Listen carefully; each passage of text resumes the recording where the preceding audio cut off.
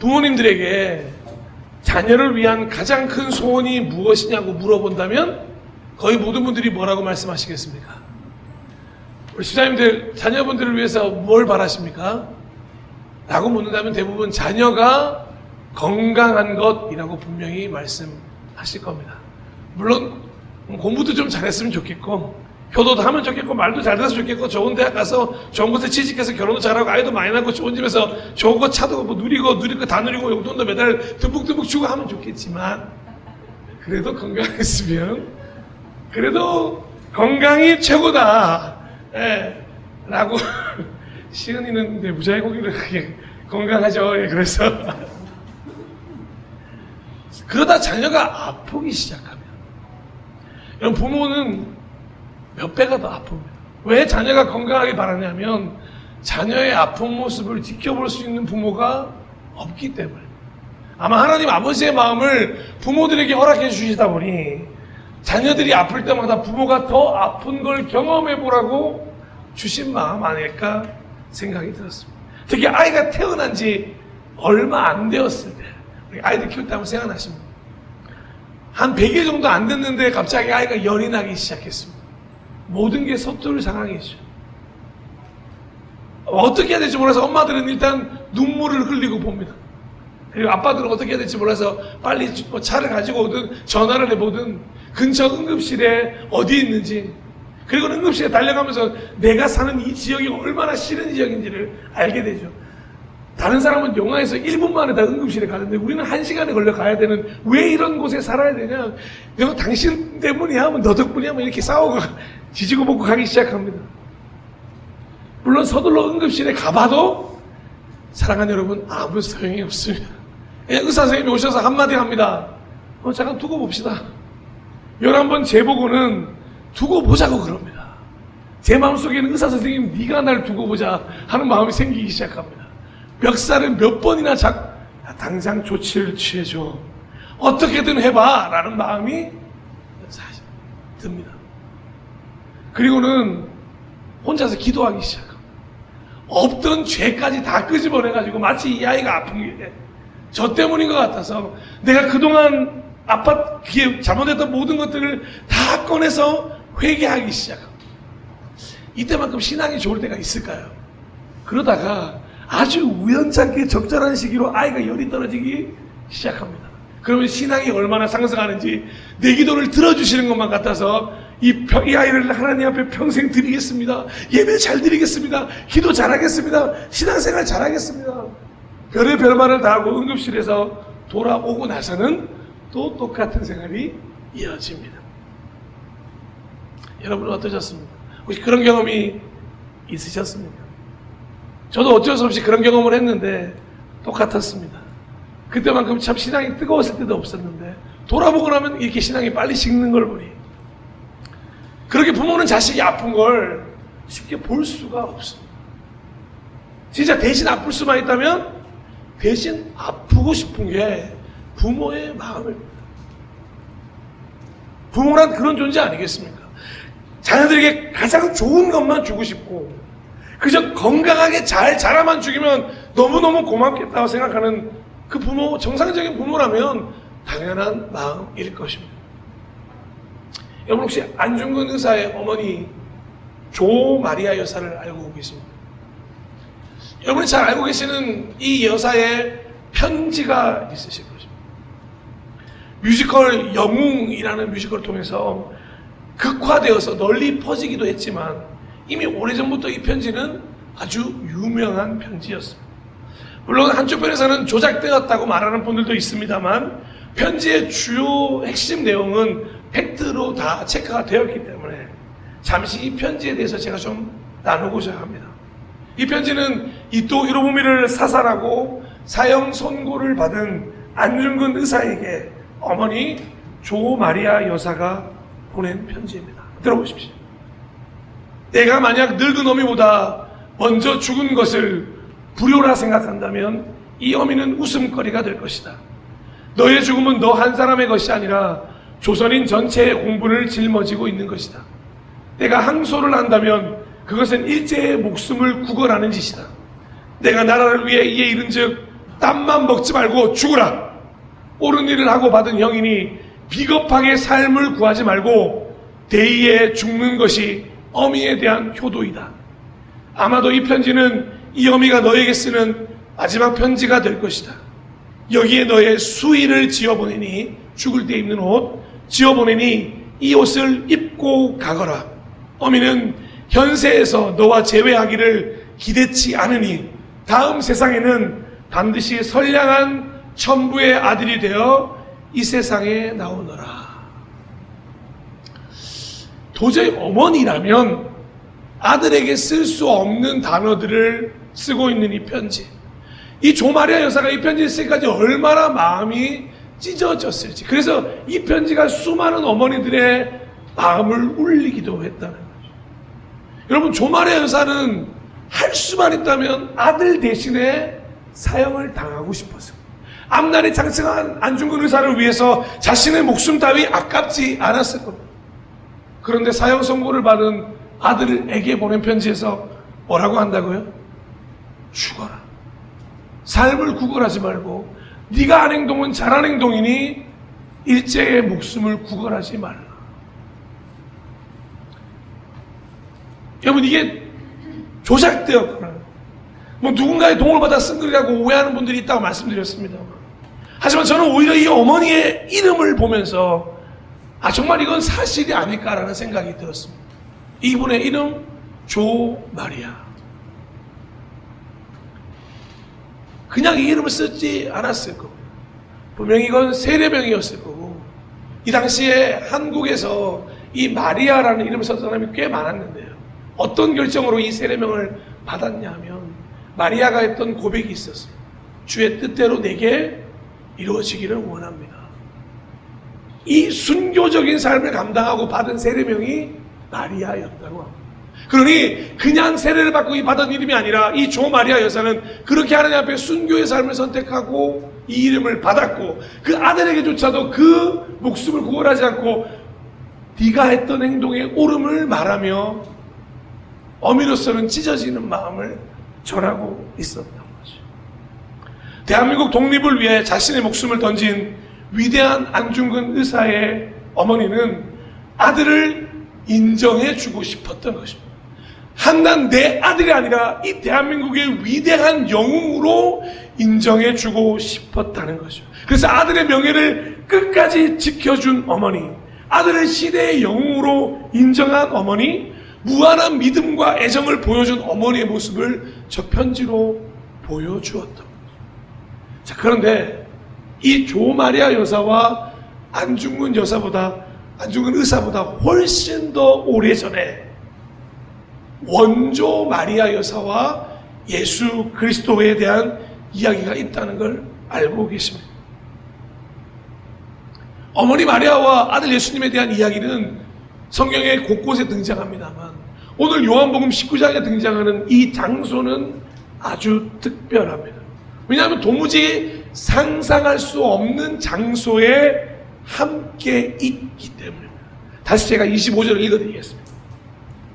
그런데 예수의 십자가 곁에는, 어디요? 십자가 곁에는, 즉 지금 예수님은 십자가에 못 박힌 상황, 그 곁에는 예수의 어머니 마리아와 이모와 글로바의 아내 마리아와 막달라 사람 마리아가 서 있었다. 총 4명의 여인과 요한이라고 하는 제자가 함께 서 있습니다. 어디에요? 십자가 곁에요. 여러분, 글을 써내려가던 요한도 의아했을 겁니다. 그래서 25절의 접속사가 뭘로 시작되는지 아십니까? 그런 대로 시작합니다. 그러니까 어떤 사건에 연속적으로 이어져서 자연스럽게 4명의 여인이 예수님 곁에 서 있다는 게 이해되는 게 아니라 갑자기 요한이 볼 때도 뜬금없이, 그런데 예수님 십자가 곁에 누가 있다고요? 마리아, 그것도 어머니 마리아가 서 있다는 거죠. 우리 자녀분들은 이게 뭐가 그렇게 특별한 일이지라고 생각할지 모르겠습니다만 여기 어머님들에게 여쭈겠습니다. 하필 또 아들이 있는 분들도 있으시니까 제가 실명을 언급하면서 한번 들어보시기 바랍니다. 동현이가 십자가에 매달려 있는 상황에 옆에 서 있는 홍지수 성도예요. 전지원 형제가 십자가에 달려 있는데 그 옆에 서 있는 한정면 집사. 죄송합니다. 전지호 형제가 서 있는 십자가에 매달린 곳에 서 있는 오은정 집사님. 여러분, 이건 도저히 제정신으로 서 있을 수 없는 장소야. 지금 내 아들이 뭐라고 있다고요? 십자가에서 죽어가. 그러니 요한은 그런 데라고 쓸 수밖에 없는 겁니다. 4명의 여인들 속에서 어머니 마리아는 대체 무슨 정신으로 저 십자가 곁에 서 있었겠습니까? 상상을 한번 해보려고 해도 상상이 안 돼요.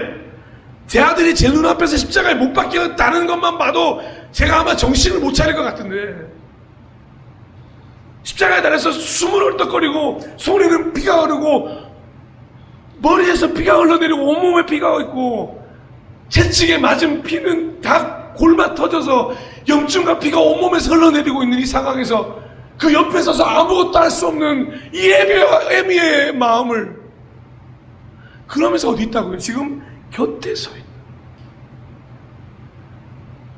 저는 이 부분을 상상하면서 죄송한데 도저히 이거를 더 이상 상상하고 싶지가 않아요. 그래서 실제로 미국에서 이거를 한번 여러분이 이런 상황이라면 어떻겠습니까? 라고 물어봤는데 90%가 넘는 어머니들이 뭐라고 얘기했냐면 자신은 아마 실신할 거라고 대답해요. 당연하죠. 아니, 머릿속에 그리고 싶지도 않고요. 그런 모습을 보고 싶지도 않고 평생에 그런 모습을 상상하고 싶지도 않습니다. 여러분, 예수님이 잡히신 후부터 어머니 마리아의 눈에서 눈물이 멈췄겠습니까? 소식을 들었겠지 않습니까? 제자들은 다 도망쳤다고 하고 마지막까지 제자들한테 얼마나 이런 마음 아니었겠어요? 좀 싸워줘. 우리 아들 위해서 좀 싸워줘. 끝까지 좀 막아줘. 근데 그놈의 제자들 다 지살길 찾아 다 도망가버리고 예수님은 홀로 잡히셨습니다. 대제사장의 관저에 가서 뺨을 맞으시고 얼굴에 침을 뱉듯 당하시고 채찍질을 맞으시고 다 전해듣죠. 비록 성령으로 잉태되긴 했지만 10달 동안 자기의 뱃속에 있던 아이였습니다. 물론 하나님의 뜻대로 메시아인 걸 알고 있었고 당연히 걸어가야 할 길인 걸 알고 계셨습니다. 그렇게 십자가의 죽음으로 하나님의 구원 계획을 이루심이 감사했고 어머니이고 제자로서 충분히 자신을 생각하고 있던 마리아였을 겁니다. 그럼에도 불구하고 손과 발이 못 박힐 때마다 마리아의 가슴에도 못이 박혔어요. 그런데 그 와중에 그 십자가 곁에서 이 아들 예수는 어머니를 걱정합니다. 26절, 27절. 예수께서는 자기 어머니와 그 곁에 서 있는 사랑하는 제자를 보시고 어머니에게 어머니 이 사람이 어머니의 아들입니다 하고 말씀하시고 그 다음에 제자에게는 요한에게는 자 이분이 내 어머니시다 하고 말씀하셨다. 그때부터 제자는 그를 자기 집으로 모셨다. 아멘.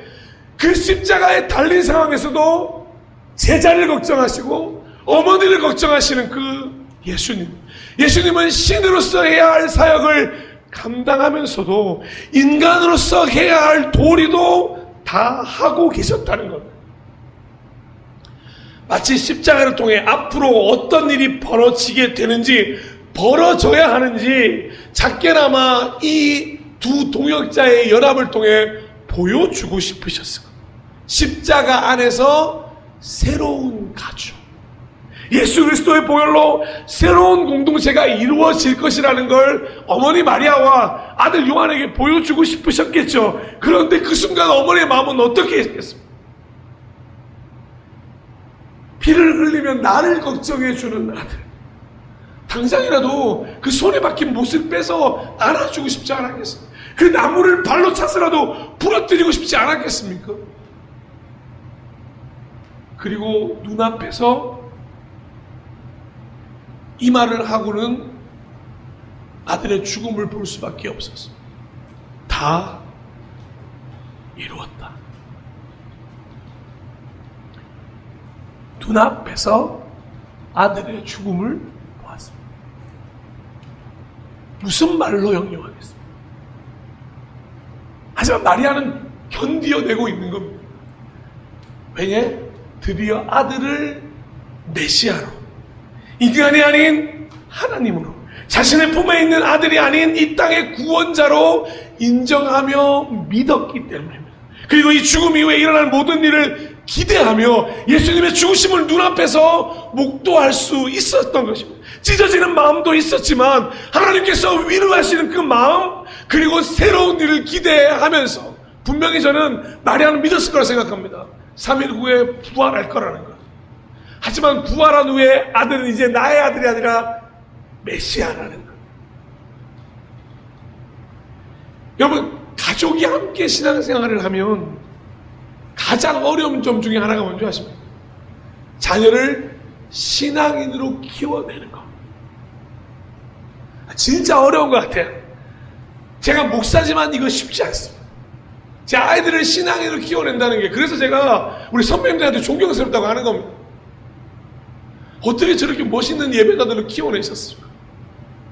그런데 더 어려운 게 뭔지 아십니까? 신앙인이 되어 신앙의 길을 걸어가는 걸 인정해 주어야 할 때. 여러분, 더 어려운 게 뭐냐면 갑자기 동현이가 선교사로 나가겠다는 말을 들어야 할 때의 마음이라는 거예요. 저 그런 말 한 적 없습니다. 오해하지 마시고. 동현이 고개 숙이 여기서 나한테 이렇게 공개적으로, 아닙니다. 동현 오해하지 마세요. 그런 말을 만약에 들었다고 한다면, 여러분, 저 솔직히 죄송합니다. 하나님 죄송합니다. 많이 고민할 것 같습니다. 목사가 된다고 해도 고민할 것 같습니다.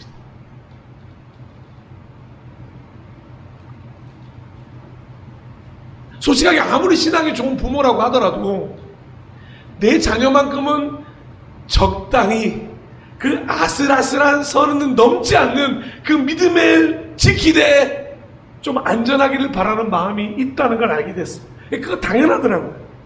그런데 자녀가 하나님의 뜻에 순종하기 시작하면서 자신을 버리고 하나님을 위해 살려고 하는 모습을 보일 때 그 모습을 인정해주기 정말 어렵더라는 겁니다. 이제 모든 걸 다 포기하고 아버지 어머니 나 아마존으로 떠나겠습니다. 나 남아프리카로 떠나겠습니다. 저 밀림으로 떠나겠습니다 라고 말한다면 어떻게 받아줘야 할지 그렇게 키웠어요. 그렇게 하나님대로 살아가고자 말은 했어요. 그런데 인정해줄 수 있겠습니까? 어느 날 갑자기 시은이가 북한 선교한다고 하는 거예요. 그럼 이병철 와서 다음 주에 얘기하는 겁니다. 진짜로. 엄마, 나 북한을 향한 마음을 받았어. 나 다음 주에 압록강 건너 북한으로 갑니다. 그럼 이병철 사람이 잘한다 할 것 같으십니까? 아니요. 당장 집에 감금입니다.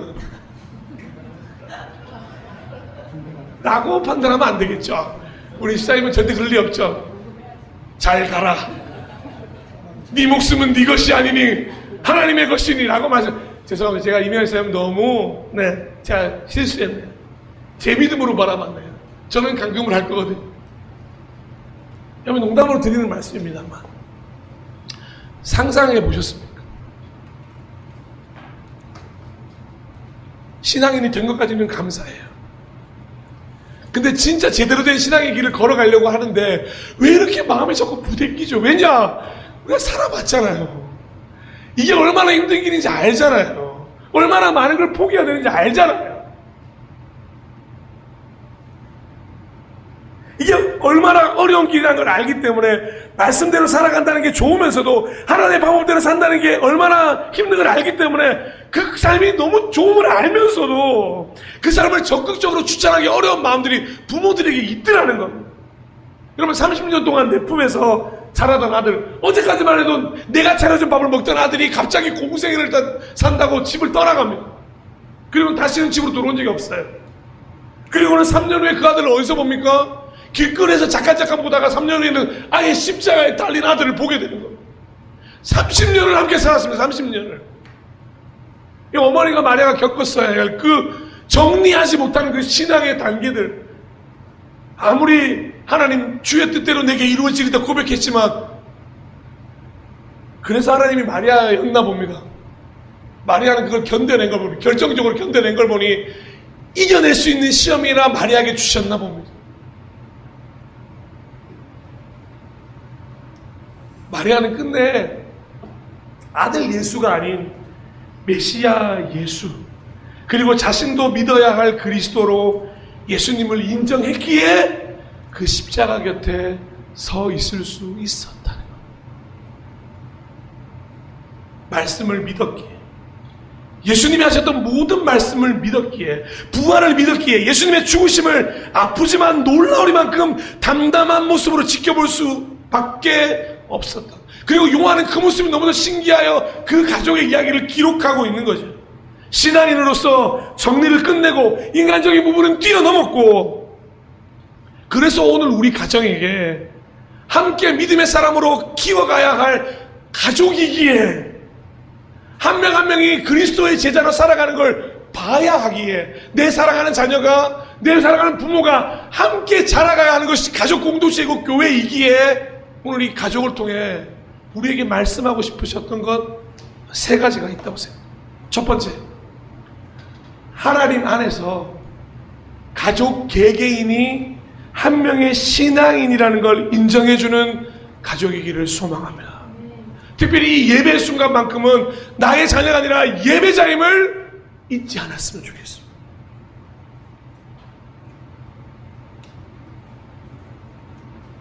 정말 어렵습니다. 내 자녀가 예배자라는 걸 인정해주고 그가 걸으려고 하는 신앙의 길을 위해 기도해주는 가족이기를 원한다. 자녀도 마찬가지입니다. 아버지 어머니를 예배자로 인정해야 합니다. 하나님 앞에서 하나님의 영광을 위해서 살아갈 한 제자로서, 한 그리스도인으로서 서로를 배려해주고 지켜볼 수 있어야 한다는 거죠. 여러분, 서로를 인정하십니까? 내 아내이기 전에 한 명이 예배자고, 내 남편이기 전에 한 명이 예배자고, 내 아들이기 전에 예배자고, 내 딸이기 전에 예배자인. 여러분, 이게 깨지기 때문에 교회 안에 자꾸만 질서가 무너져요. 서로가 예배자로 존중받아 예배자로 커야 할 공동체에 학연과 시연과 혈연이 들어오기 시작하면서 교회는 점점 그것에 물들기 시작합니다.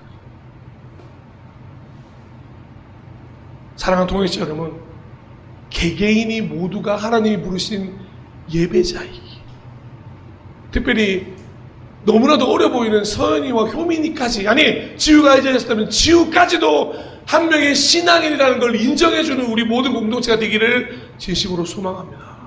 두 번째는요, 이 가족을 통해 하나님께서는 가족에게 주신 비전과 가족 구성원 개개별로 주신 비전이 있다는 걸 발견할 필요가 있다는 걸 보여주고 계십니다. 마리아의 가정, 요셉과 마리아의 가정에 예수님이 태어났습니다. 그 가정은 그 예수님의 태어남을 감당해야 될 아주 큰 비전을 가지고 이 땅에 존재했습니다. 그런데 가족 구성은 이제 개개인별로도 비전이 있다는 걸, 내 아들이었지만 30년의 삶을 끝내고 3년의 공생애를 살아가야 할 아들이 되었다. 특별히 더 중요한 건 뭔지 아십니까? 그 형을 뒀던, 그 오빠를 뒀던 남매나 형제들도 30년 동안 같이 살다가 갑자기, 근데 우리 형이 메시아래요. 이거 믿을 수 있겠습니까? 지원을 알고 보니까 윤준호가 메시아였대. 지원이가 지금 표정으로 무기 이해가 안 될걸요? 아니, 간시 우리 동현이가 알고 보니까 메시아입니다. 인정할 수 있겠습니까? 30년을 살았는데. 그런데 여러분, 이걸 믿고서 그 형제들도 다 똑같이 십자가에 길었던 거 아십니까? 그 중에 대표적인 인물, 야고보서를 썼던 야고보, 예수님의 동생 야고보. 무엇보다도 자신의 행함이 없었던, 그러니까 동생으로서 아무리 봐도, 형을 봐도, 믿음은 내가 가져볼게 했는데 이게 행함으로 이어지지 않았거든요. 왜냐? 저라도 그럴 것 같아요. 그래, 형이 메시아라니까 내가 믿어놓을게. 근데 30년째 같이 막 집에서 뒤굴고 놀고 같이 했을 거 아닙니까? 근데 이걸 어떻게 내 믿음을 행함으로 옮겨갔겠습니까? 그런데 예수 그리스도의 십자가를 통해서 진짜 메시아를 알게 되면서 야고보서가 뭐라고 얘기합니까? 행함이 없는 믿음은 죽음이다. 왜 얘기하겠습니까? 자신도 인정하는 거죠. 우리 형이었지만 메시아예요. 그리고 그 메시아를 위해 내 삶을 내어놓을 수 있는 그 행함이 있다. 자, 이렇게 가족까지, 가족 구성은 전체에게 주신 비전이 있다면 개별로도 주신 비전이 있다는 걸 발견할 수 있어요. 그러니까 부모 여러분, 자녀가 비전을 발견할 수 있도록 기도해 주셔야 돼요.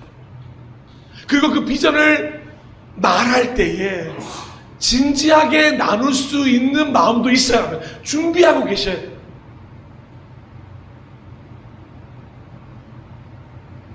하나님 안에서 한 가족으로 부르신 건 분명한 목적이 있어요. 그 목적을 발견하고 그 가정부터 한 교회가 되어야 된다. 먼저 남편과 아내가, 부모와 자녀와 형제자매 남매가 서로 하나 되어 한 교회를 이루어야 하고 한 가지 목표를 이루어가는 교회가 되어야 한다는 겁니다. 그리고는 개개인별로 어떤 일을 해갈 때 그걸 신뢰해 줄 수 있고 밀어줄 수 있고 가장 도움을 줄 수 있는 게 누구겠습니까? 가족인 줄로 믿습니다. 우리 교회라는 가족인 줄로 믿습니다. 우리 안에서도 마찬가지입니다. 한 교회로서 주신 비전이 분명히 있을 겁니다. 그런데 개개인별로 주신 비전도 있어요. 하나님이 이 모든 걸 하나님의 뜻 안에서 이루어 가시기를 진심으로 축복합니다. 마지막으로 이 가정을 통해 세 번째로 서로가 서로에게 방향성을 제시해 줄 수 있는 가족이 되어야 한다는 것입니다. 이런 부르심의 한 소망 안에서 가족이 되었기 때문에 함께 성장하고 함께 든든히 서가기 위해 서로가 서로에게 등대가 되어주고 이정표가 되어줘야 한다는, 무엇보다 서로가 서로를 향해 방향성을 놓치지 않도록.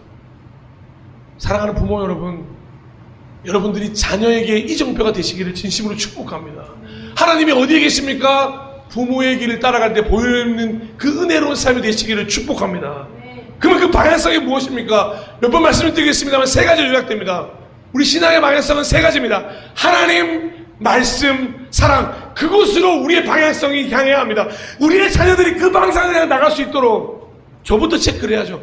나부터 이 하나님과 말씀과 사랑의 방향으로 흘러가고 있는가? 그리고 내 자녀들이 이 하나님과 말씀과 사랑의 방향으로 흘러가고 있는가? 제시해주고. 여러분, 자녀들도 마찬가지입니다. 내 부모가 때로는 저 방향을 잃어간다고 하면 과감히 자녀로서 사랑하는 마음으로 하나님, 말씀, 사랑이라고 하는 방향성을 자녀 또한 제시할 수 있어야 한다는 것. 서로를 위해 기도하고 권면할 수 있는 가족. 여러분, 제가 여러 번 통교를 말씀드립니다만 다른 일을 위한 중보 15초를 넘지 않는다고 합니다. 여러분, 가족들을 위한 기도는 어떤지 아십니까? 여러분 한번 생각해 보시겠습니다. 여러분이 평소의 삶 가운데 가족들을 위해서 얼마나 기도하십니까? 여러분, 충격받지 마십시오. 22.3초라고 합니다. 별반 차이가 없다는 겁니다. 저부터 회개합니다. 자녀를 위해 다시 기도하겠습니다. 우리 교회 공동체를 위해 다시 기도하겠습니다. 사랑하는 부모 여러분, 다시 한번 자녀를 위해 기도를 시작하지 않으시겠습니까? 자녀 여러분, 부모를 위한 기도를 시작하지 않으시겠습니까? 기도 없이 어떻게 하나님, 말씀, 사랑이라고 하는 방향성을 제시해 줄 수 있겠습니까? 지금 내 옆에 사랑하는 자녀가 함께 예배를 드리고 있습니다. 함께 예배 드리는 것만으로 끝나지 아니하고 이 예배자가 하나님을 믿는 진짜 진정한 성숙한 신앙인이 되도록 기도해주고 권면해주고 방향성을 제시해 줄 수 있는, 그래서 가족으로 하나의 공동체인 교회가 되고 또한 각자의 교회로 제자가 되고 사명을 이루는 그리스도인이 되도록 오늘 이 예수님과 마리아의 가정에서 배웠으면 좋겠습니다. 설교를 마무리하겠습니다. 사랑하고 존경하고 축복하는 동역자 여러분, 예배자 여러분, 하나님은 우리를 가족이라고 하는 울타리, 교회라고 하는 공동체로 묶어주셨습니다. 그 이유는 분명 우리를 통하여 이루실 하나님의 뜻이 있기 때문일 겁니다. 그 일을 부모 세대가 할 수도 있을 겁니다. 아니면 부모 세대가 지나 자녀 세대에 이루어질 수도 있습니다. 하지만 분명한 건 아브라함의 하나님, 이삭의 하나님, 야곱의 하나님께서 그 일을 이루신다는 것이 중요합니다. 결국 그 일을 이루시는 분이 하나님이시고 그 하나님의 때에 동참하는 세대가 하나님의 일을 감당할 것이기 때문입니다. 그러니 부모가 자녀에게 그 때를 준비할 수 있는 기도가 필요하고, 자녀가 부모에게 오히려 그 일을 감당할 수 있는 세대가 되도록 축복하는 서로의 기도가 너무나도 필요하다는 거죠. 11번째 아들이었지만 이집트 총리였던 요셉처럼, 그리고 그 요셉을 인정해 주었던 가족처럼, 막내 아들이었지만 왕으로서 다윗을 인정해 주었던 가족처럼, 예수님의 제자들처럼 성경에 등장하는 한 집안의 구성원이면서 한 명의 그리스도인으로서 세워간 수많은 인물들처럼 우리의 가정도 이 가정을 닮아가기를 진심으로 축복합니다. 세 가지 다시 한번 나눌게요. 첫 번째, 하나님 안에서 가족 개개인이 한 명의 신앙인이라는 걸 인정해주는 가족이길 원합니다. 하나님께서 가족에게 주신 비전, 가족 구성원 개별로 주신 비전이 있다는 걸 발견하기를 소망합니다. 마지막으로 서로가 서로에게 하나님 말씀, 사랑이라고 하는 방향을 제시해 줄 수 있는 가족이기를 소망합니다. 이제 예수와 어머니는 더 이상 어머니와 아들이 아닙니다. 그 관계를 뛰어넘어 하나님과 제자 사이가 되었고 동역자가 되었습니다. 우리 가족 역시 마찬가지입니다. 하나님의 안에서 한 가족이면서 동역자인 줄로 믿습니다. 그리고 여러분의 인생에 가장 큰 도움이 될 그리스도인이 바로 옆에 계신 줄로 믿습니다. 인터넷에서 본 마지막에 우스갯소리 이야기로 오늘 설교를 마무리하겠습니다. 어느 주일 오후였다고 합니다. 딱 거의 지우 나이 정도와 우리 전성우 집사님 정도 나이 되시는 부자의 이야기입니다. 예배를 마치고 돌아와서는 아들이 아버지에게 갑자기 형이라고 부르는 겁니다. 그러니까 아빠가 깜짝 놀라서, 야, 엄마, 왜 아빠가 아니라 형이야, 엄마? 그러니까 아들이 이렇게 말합니다. 아빠도 하나님을 아버지라고 부르고, 나도 하나님을 아버지라고 부르니까 이제 하나님만 아버지라고 부르고, 아빠는 형이라고 하려고요. 헷갈리기도 해서 오늘부터 아버지는 형이라고 하랍니다. 근데 그 아버지가 이걸 듣고 얼마나 유쾌한 아버지였냐면, 아이의 말과 마음을 이해해 주었습니다. 그래, 동생, 우리 하나님 아버지를 위해 영광 돌리는 삶을 살자. 야, 이런 동역자가 집에 있으니까 든든하구만. 이렇게 훈훈하게 이야기가 마무리되었다고 합니다. 여러분, 동역자가 필요하십니다. 여러분의 가정에 이미 있습니다. 부모와 자녀이되 가족이되 각자가 한 명의 제자로 하나님의 나라를 위해서는 멋지게 동역하는 동역자라는 걸 깨닫는 믿음의 가정, 우리 모든 가정이 되시기를 진심으로 축복합니다. 그런 마음으로 이 시간 찬양팀과 함께 모든 가족들 함께 지어져가는 그런 공동체가 되기를 소망하며 찬양했으면 좋겠습니다.